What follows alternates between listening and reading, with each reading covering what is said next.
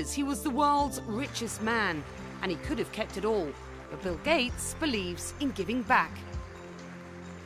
The Microsoft founder has become one of the world's greatest philanthropists, and his Bill and Melinda Gates Foundation boasts nearly $34 billion in assets, making it the largest charitable foundation in the United States.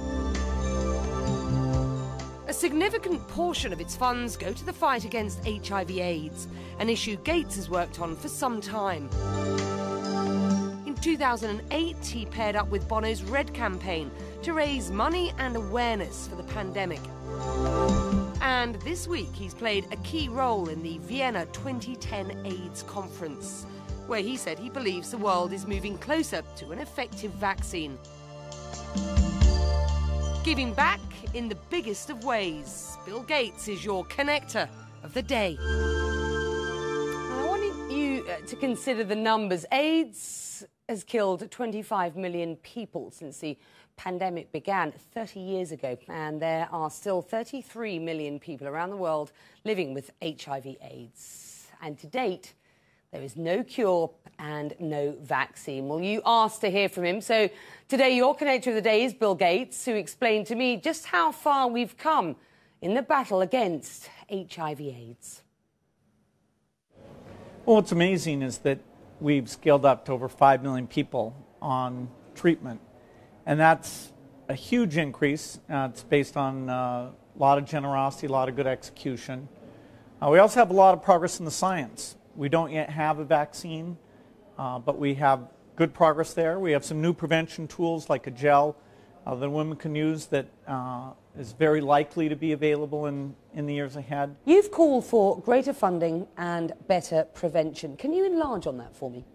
Well, there's an opportunity to take the dollars and have more impact because we've seen some programs are using innovative approaches. We need to measure those, spread those around. The funding still needs to go up, but that's been tough.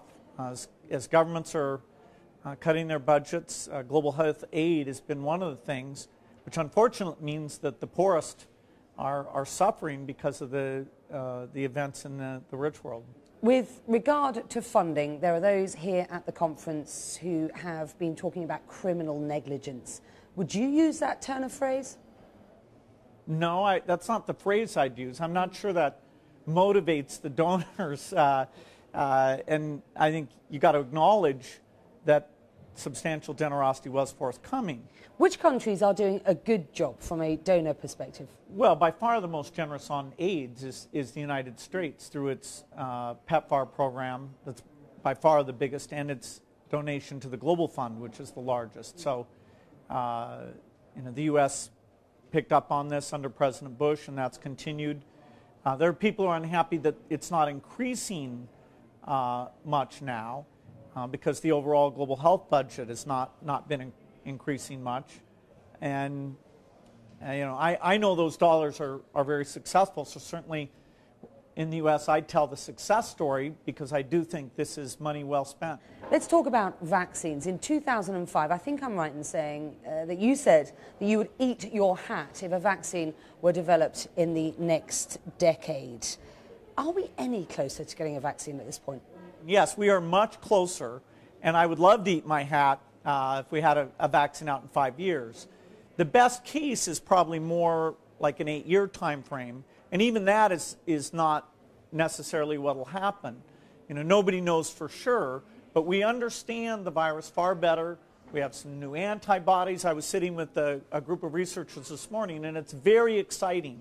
So the fact that a trial had some effect is good. We're on it. We just need to keep going and do more trials. We have had 3 vaccine concepts and 4 clinical trials in humans completed in the last 30 years since the virus was identified, and yet still no vaccine. Well, I'm probably more impatient than most on this, and I'm looking at, okay, why does it take that long, and are we working in parallel, are we doing the right things? A vaccine for AIDS is a very complex thing. It's a disease of the immune system, which is what you stimulate in the case of a vaccine. So it's made it hard. There's been some surprising results.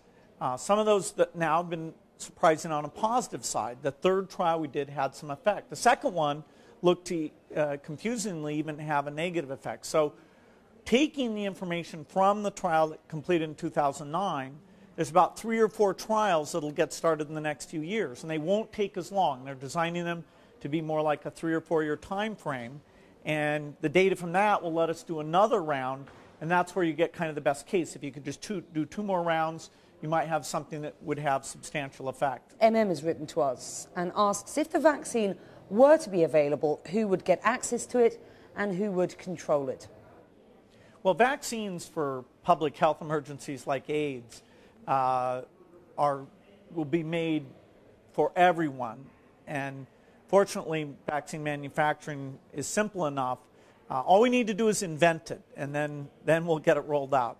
And James wants to know where a future vaccine bill would be deployed first. Well, there'll be trials to prove it out, so you'll have participants in the trials. But once you had a trial that proved that its safety and effectiveness was very strong, then you'd make it available worldwide. The places where it has the greatest impact are where you're at the greatest risk, which includes Africa and a lot of other communities around the world. But it would be available to anyone who wanted it. And Anna wants to know, what is more satisfying, being able to give so much money to a cause like this with your foundation, or creating Microsoft? Well, I've been very lucky. I've had 2 jobs that were absolutely fantastic. I think when I was young, writing software, staying up all night, dreaming about the personal computer I wanted and I thought would be great for everyone, that was the perfect thing for me. And now I've switched. I'm totally full-time on the foundation. I'm loving advocating for these causes, making sure that the money our foundation spends is used in the best way possible. And I come to events like these and I learn, and I'm reminded why it's so important. I love doing this work, and I'm doing my best and enjoying it.